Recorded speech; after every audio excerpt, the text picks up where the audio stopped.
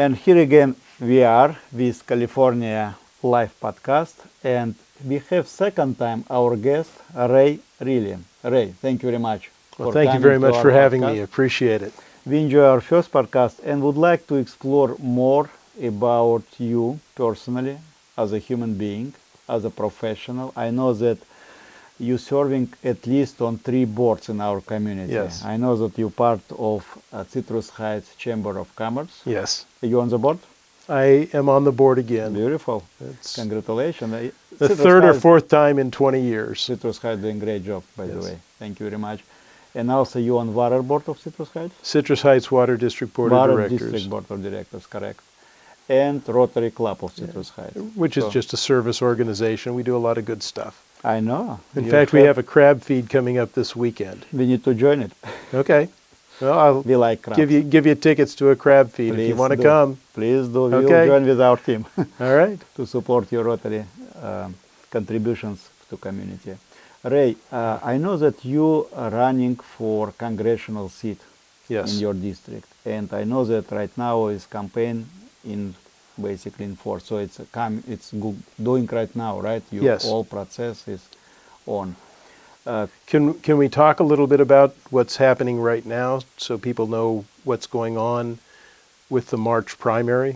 Yes, please. Okay. Let's educate our viewership, because I think it's a lot of information people just don't know, and you as an American, as a person who actually has knowledge about politics, can explain details. Please Sure. do. So California generally has our election in June, Right. but in presidential election years, they move the primary up to March, and it's Okay. on March 5th this year. That is because the state wants to be relevant in the national discussion of who's going to be president. Okay. When they do that, the primary in March means that we are voting a lot sooner than we normally would. And California has what's called an open primary for seats like Congress, Right.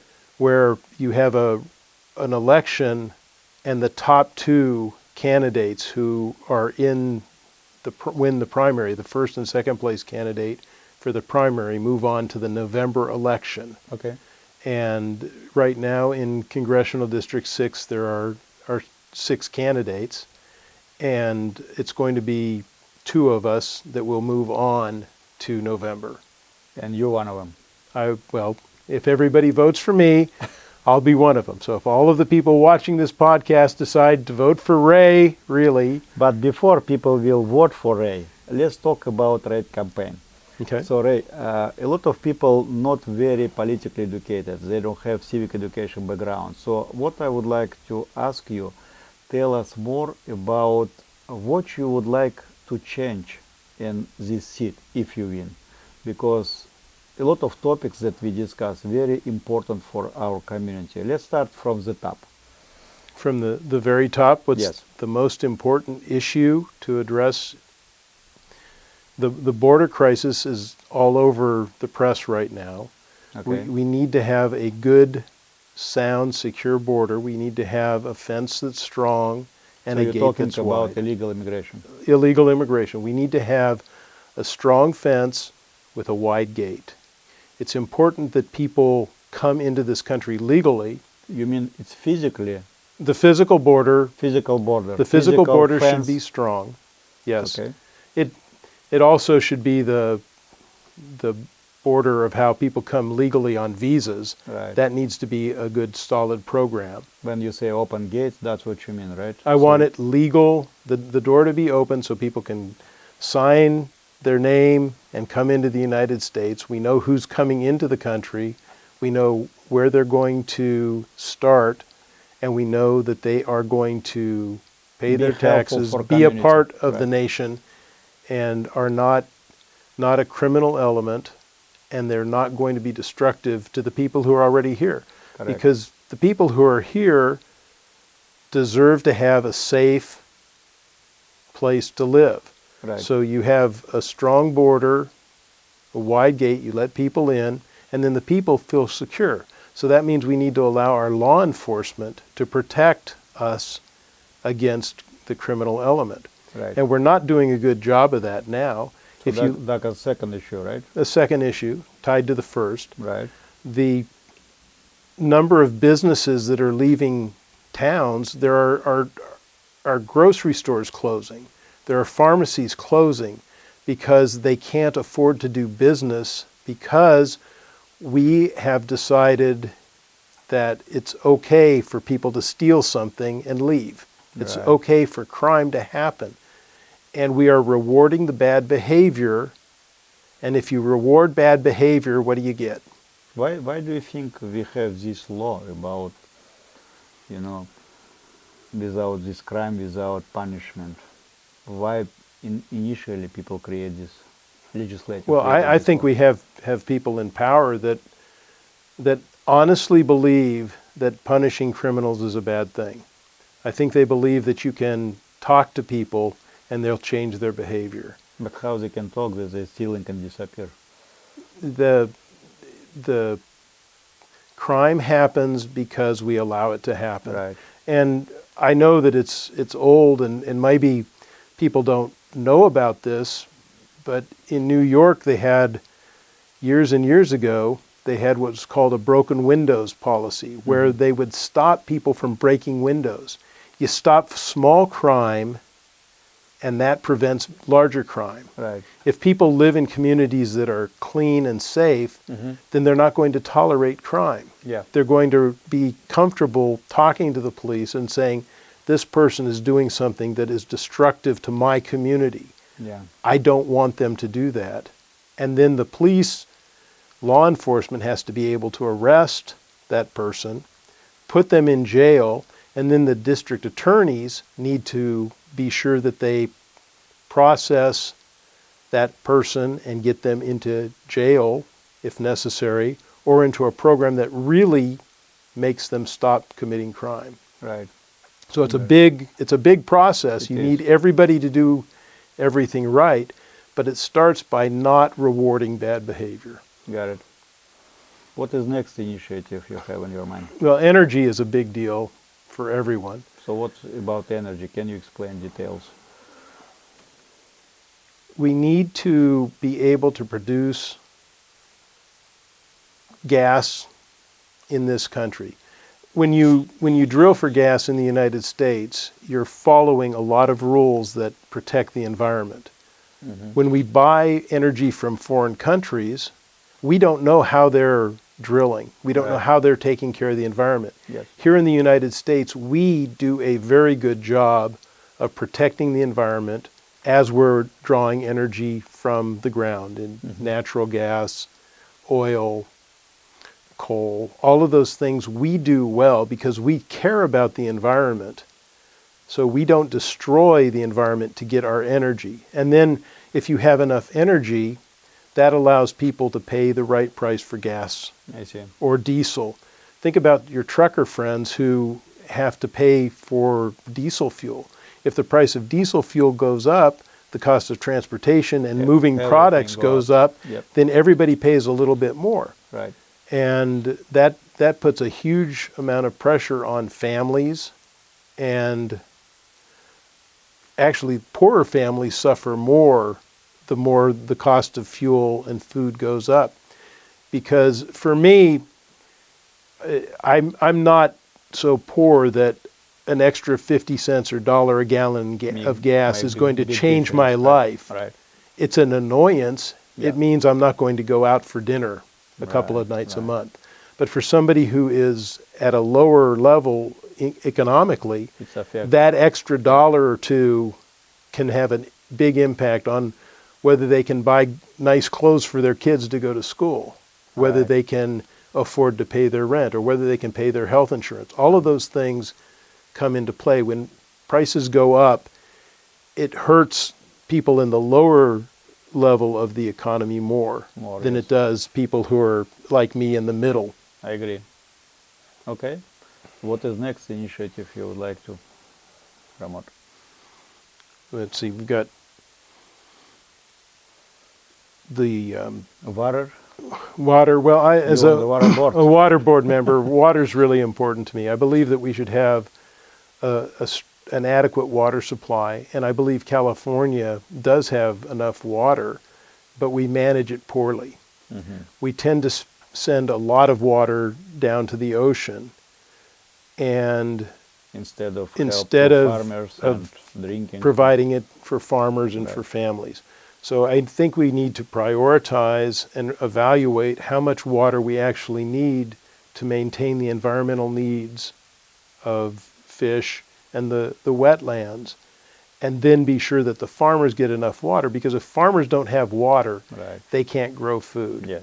And if they can't grow food, It reflects the our price of health, food goes up. food price goes up. everything. Yep. Now, for you and me in our houses, people like us, the residential consumers, use perhaps 8% of all the water in the state.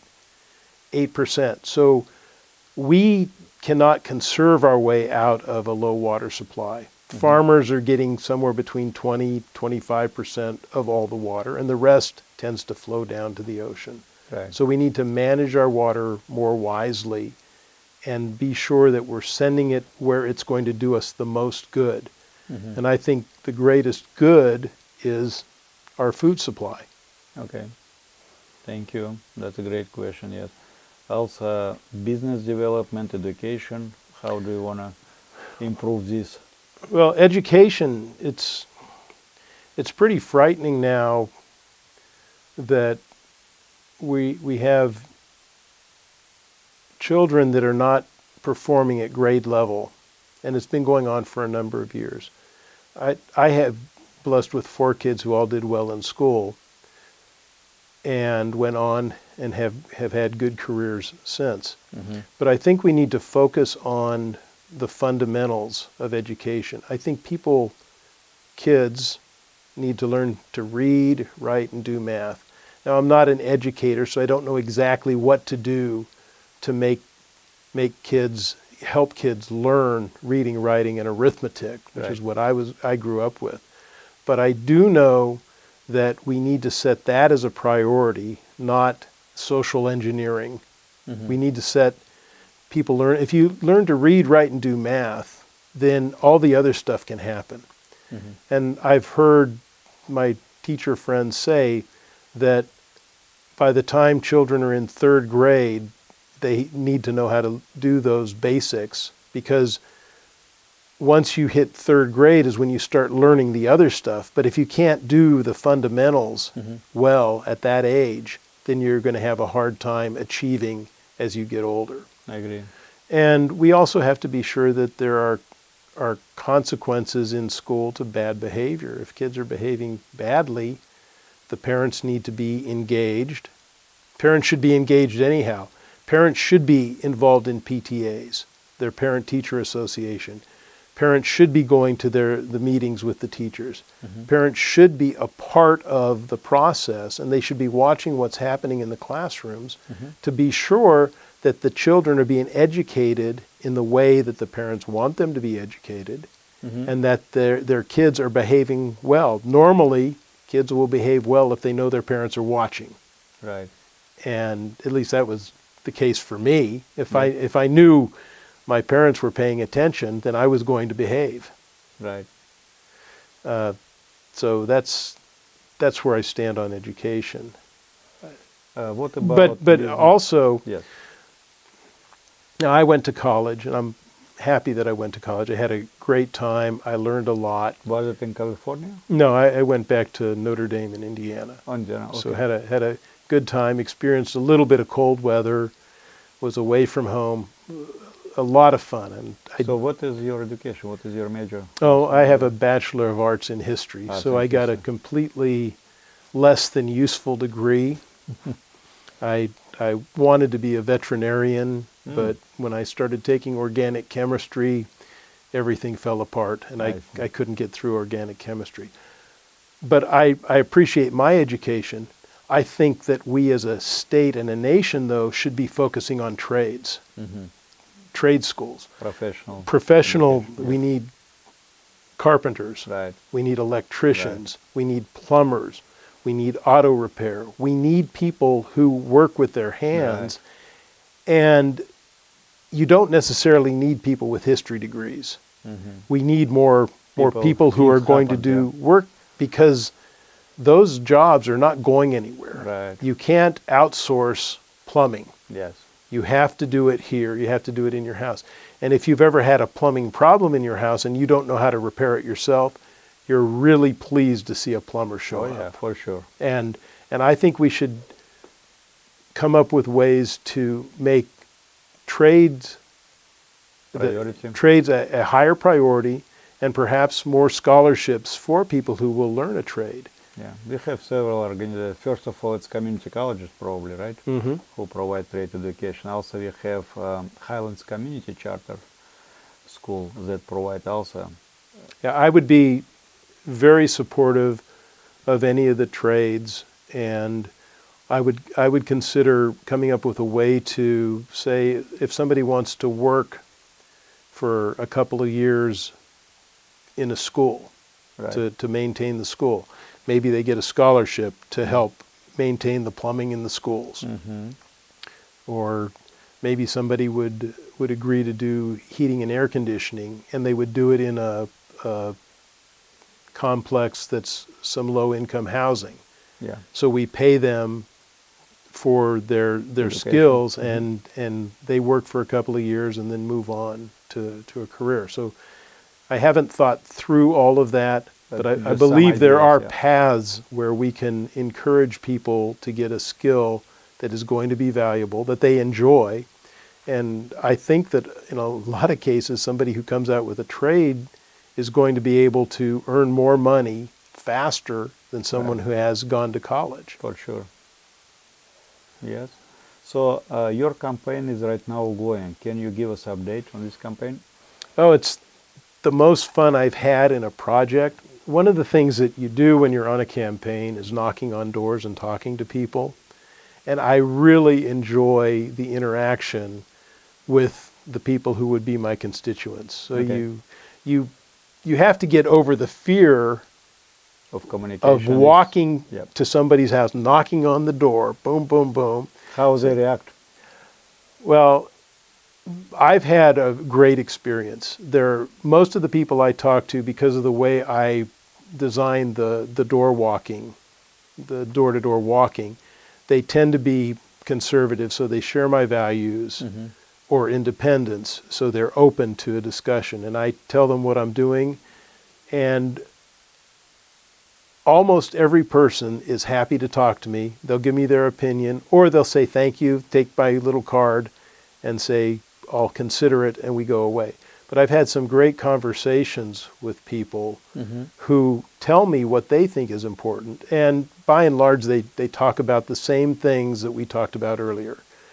The border, crime, the All important issues. education. Do they ask you questions, or how is it? Oh, absolutely. And well, they ask me questions, and then I ask them.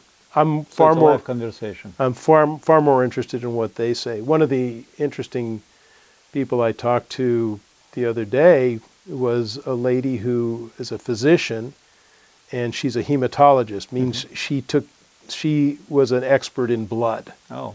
Hematology is blood, Right. and she was a hematologist Okay. and a physician.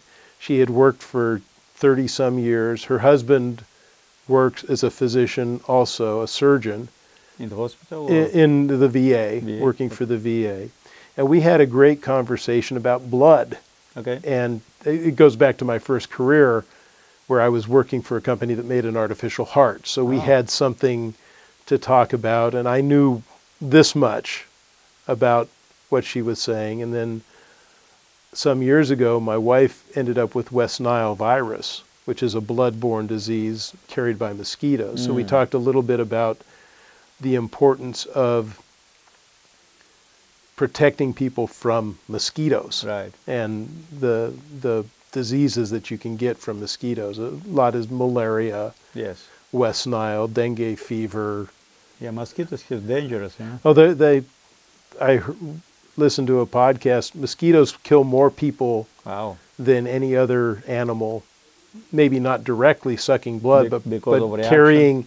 carrying disease. I see. They carry disease. So- Mosquitoes are bad. Okay. And you mentioned that you work in company with artificial heart? Well, this was about many years ago. Okay. When I was first out of college. There was a company called Nimbus Medical that was a group of engineers from Aerojet. Mhm. So Aerojet used to be a big company. When I was growing up, you Right. could see rockets being Yes, tested yes. every week. They On were the testing. Sacramento River. Yep. Yep, all along you'd see it. But actually, these engineers had been working on a project for an artificial heart. Aerojet did everything. Yes. Aerojet didn't want to do the artificial heart, so the hemopump, the people who were doing that left, bought out the contract, and started developing an artificial heart. And the device that ultimately was developed was called the hemopump. A friend of mine, good friend, Dr. Rich Wampler, developed it, and it's a little, it's a pump no bigger than your finger, Okay. like an impeller. It spins and it pumps blood. And it has become really the basic technology for all artificial hearts now. And I did that for 5 years. But really what I was doing was carrying equipment. So did they implement this The device device? never succeeded getting through the Food and Drug I Administration. see. We should have worked harder on following the rules and not tried to save as many people as we did. So the pump worked. It did exactly what it was supposed to do. But because we had too many patients who were not inside the protocol, Right. we weren't able to get approval from the Food and Drug Administration. The device was sold to Johnson & Johnson, and Johnson & Johnson sold it to Medtronic. And the device itself is not being used anymore, but the technology, the spinning small impeller pump, is the basis for almost all of the new artificial heart I see. and blood pump So technology. project exists actually, but in different company. Yeah, represent. well, it's been approved by other companies. The devices similar are being used all around the world. That's very interesting. No, it was topic. fun.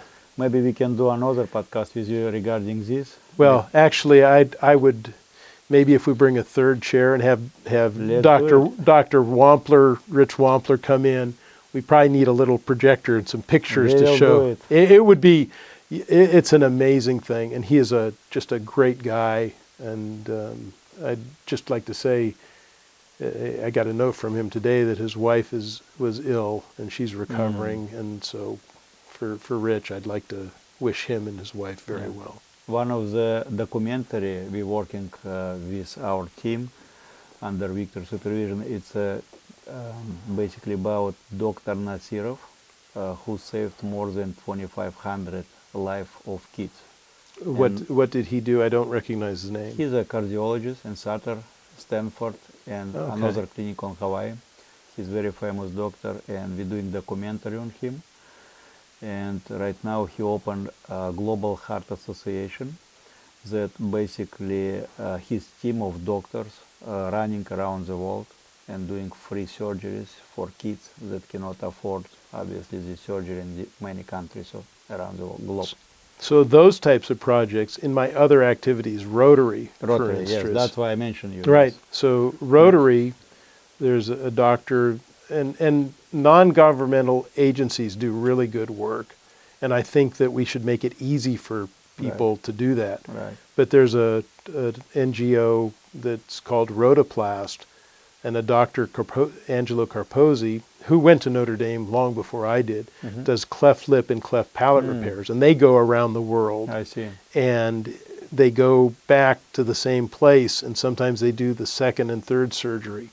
It's interesting that in the United States, you almost never know of someone who has a cleft lip or cleft palate Not too much. because it's repaired Momentarily. at the very in the hospital. beginning of a child's life.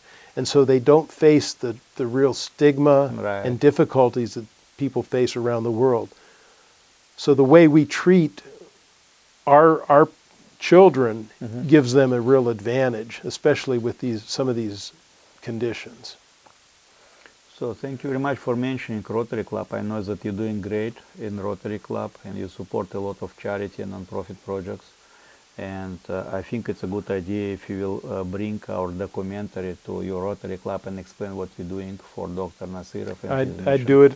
We can have you scheduled sometime Please. pretty soon to Please talk send us about that, it. we will join. Okay. So going back to your campaign, so how people that living in your district, first of all, it's supposed to be citizenship, right? People who have citizenship. Citizens to vote. Yes, right? you have to be Green American. card doesn't work. Only citizen. As far as to the best of my knowledge, Right. you have to be a U.S. citizen Citizen. to vote. So ballots already mailed to houses, right? Ballots So- were mailed. So they can find your name in Yes. these ballots. Yes, I And? should have brought mine here to show everybody. It's Raymond Riehle, not Ray Riehle, but It's Raymond. Raymond is the name. That's good mention That's because important. everybody we're looking for Raymond. Yeah, well, so it's a the Raymond. look for the last name. And I know that really actually have unique spell. Can you spell it to the? It our is viewers? spelled Riehle. Okay. Raymond. Riehle. Okay. Yes. And is it particular district mentioned on It's the ballot? District 6, which District is 6. northern Sacramento County. It, How many cities it's include District 6? Do you know? I think cities would be Citrus Heights, Okay. Rancho Cordova. That's a big community. Yeah, Citrus Heights and Rancho Cordova are the cities, and then it has all the communities. So you have Fair Oaks, Carmichael, all unincorporated Sacramento County, Right. North and South Natomas, and the area around Arden Park, right around your studio here, Right. is the heart of the district. So it's about 750,000 people 750,000. Okay. So people need, first of all, to be registered to vote, right? registered to vote, and How they can be registered for people who never actually registered? It's going to be first their year for election. well, you can call the Sacramento County Registrar of Voters, Okay. and you can fill out your registration. The Department of Motor Vehicles DMV. the DMV. In fact, I was doing something. When I moved, I had to update my driver's license, and the DMV asked me if I wanted to be sure I was registered to vote. So Okay. anytime you get a driver's license, the DMV can Register get you. you registered. Okay. It's automatic. I don't know if you can do it just registering there. Probably, but I'm not sure. Okay. There are the Republican Party will register you to vote. There are voting opportunities usually when there are events where we go out and we ask people to register to vote. Okay. So it's the county and the DMV. I think the DMV probably is the biggest place, Easiest For- ways to yeah. access. and there are a lot of them. Okay, that's good. So what next steps for people after they vote? What they doing with these ballots? Mail them or? Well, they're all mail-in ballots. If you're a registered voter already, you should have received a ballot in the mail Tuesday, Monday or Tuesday, maybe last week. And you can fill it out right now. Be sure you fill in Ray Riehle for Congress if you're in the district. Not Ray, Raymond, right? Raymond Riehle. And then you can put it in an envelope and it'll be mailed. Or there are drop-off locations. In your packet, there's a long list of all the drop-off locations. So there is no reason why a person would not vote. Okay, so this is primary. And then what is next step? So after? on March 5th, we'll be watching our televisions. Some of us will be. The rest of you will just kind of wait and see what happens. Okay. And you'll find out who is going to be first and second, and then that will move on to the November general election. And do you know November what date? Not yet? I didn't look at the date. So it's in the beginning of November, It's the right? Okay, first Tuesday first Tuesday. in Okay. November. Okay, good. Okay, anything else you want to add to our viewership? What you recommend to people who just came to United States? It's not related to election, but we have a lot of newcomers who just did first step on the United States land. Let's say California land. Okay, welcome, welcome. You have entered the greatest state and the greatest nation in the world. You came here for a reason. Correct.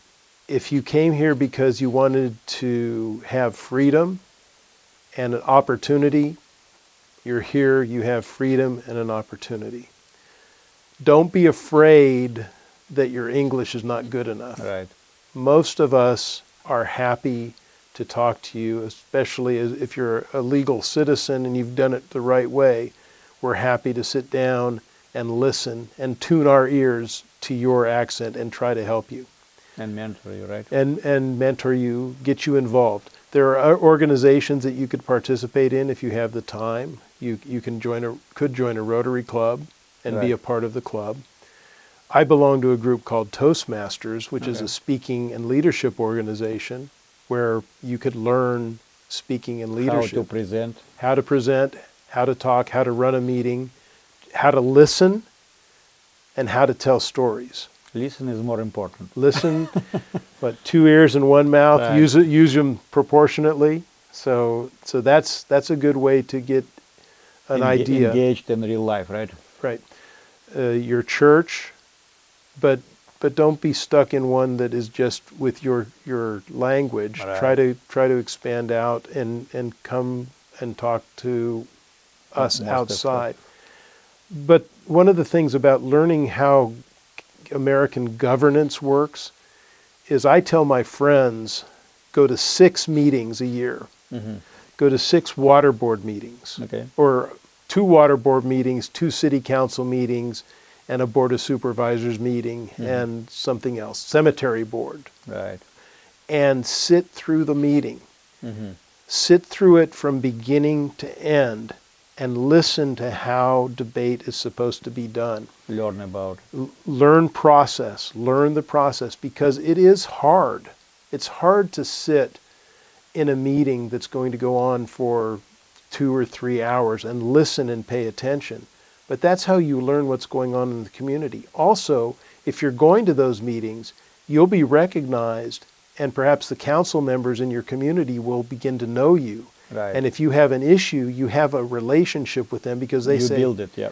I saw you at this meeting. Or if you see there's an issue, if there's a school board issue, if there's something about education that you want to talk about, Right. every public meeting gives citizens the opportunity to have Speech. public comment Comment, yeah. about 2 to 3 minutes, depending on how big the At least acknowledge problems that they would like to solve, yeah. right? Tell me. I need a new stop sign. Right. People are running this stop sign. We need speed bumps here. Something, yeah. Or thank you very much for the project you're doing. Or we'd like to have a day where we recognize bakers. We So should have. comment appreciated. Just come in and talk. Yes. And let us know as electeds what you want to do. It's a sad day for me as a water board member, because either we're doing such a great job that nobody has complaints, or nobody knows when we're meeting and they're not paying attention. But we very seldom have public comment at our water board meetings. Right. And I would be pleased to see people there, especially youngsters, high school students, young college students, because we need to develop leadership for elected office from right now. It's important to develop leadership. You mentioned mentoring. Right. Well, part of my job as a water board member is to be a mentor and to help people see that they can do exactly what I am doing. I don't have any special knowledge about water, Right. but I've been on the board for 8 years and I've learned a lot. I have a special knowledge about business. I know what it's like to sign the front of a check. I know what it's like to have employees. I know what it's like to have to achieve what I promise, give what I promise to my clients to succeed. Right. So I bring the business perspective to conversation, government. yeah. I'd like to bring the business perspective to federal governance. And you're business owner, by the way. I'm I a didn't business mention owner. it. Can you say a couple words about your business? I know that we use your services for many times when we're doing our big events. So you help us with outreaching businesses, non-profit and government entities Right. for our Multicultural Business Career Expo. but could you explain from your mouth first? Well, my business is direct mail and marketing. What I do is I have clients that bring me what they want mailed. So I work Right. with the U.S. Postal Service. I don't work for them. I follow Postal Service rules. So we design a card or a flyer or a letter. We print it, we address it, we sort it to the requirements of the Postal Service, and we take it to the post office. Obviously, you can do it in different languages, color, black and white. Color, black and options white, they want. whatever as long as the street address Right. is black, correct. Black and white, right? They like black on white. Black It's on white. easy to read, and as long as it has the postage on it, And you can obviously write. you have a database for different areas, so people can actually send to particular area, right? Sure, if you told me you wanted people who are left-handed and are So you interested can in filter. kayaks, You can filter, right? you can ask for data, and there's almost certainly a list that's left-handed people who have kayaks. Wow. There may not be very many of them, But still. but if you, the other thing that we do, we can do mailings based on surname. What's the family name? Right. We're putting on an event, and we're inviting people with certain types of names. Correct. Or we're inviting people who are professionals. So I'm working on a list now for a lady who wants to market to psychologists and psychiatrists. Okay. So I sent out a request for a list of licensed psychologists and psychiatrists. So depend from form of business, you can filter to particular audience and send this postcard. Yes, That's we very can good get business. we can get anything, almost anything. It's frightening how much information is out there and readily available about you and me. Right. So it's only mailing, or you doing also online? No, I'm Distribution. not an online Not online. guy. Okay, There are just there postcard. are You more believe people. in- You guys probably do a better We job. can help than you I. with this. Yes, come here, and you'll set up the marketing plan Yes. for So doing. California Live Production can help you with online marketing if you would like to do something additional to Yes. postcard mailing. Yes. Ray, thank you very much, or Raymond officially, thank you very Raymond. much for another podcast. We always enjoy to see you in the studio. It's always great to learn about civic engagement and education. It's always great to learn and to provide this education to our viewership. Good luck you with campaign. We hope to see you in future. Yes. Well, Yeah. I'll be back. We're going to do a hemopump show. Right. But I really appreciate what you do, because engagement with a community is hard work. It is. And it But takes needed. people, it's important to have conversations like this so we know each other as people Right. first. And And thank then you we for- can have detailed discussions about policy later. Right, right. And thank you for long-term relationship and friendship with you. And I know that you're very proactive on this Rotary Club. We would like to have in Rotary Club presentation for our documentary about Dr. Nasirov, and see how we can together with you and Rotary Club members to continue do this great project for our community and talk not only about business and our comfort zone, but also about kids in need that basically get another chance to live, not only in the United States, but all around the globe. Thank you very much, Very Ray. good. Thank you. I appreciate this podcast. And again, California Live podcast with you, with Mr. Raymond Riehle, candidate for congressional seat.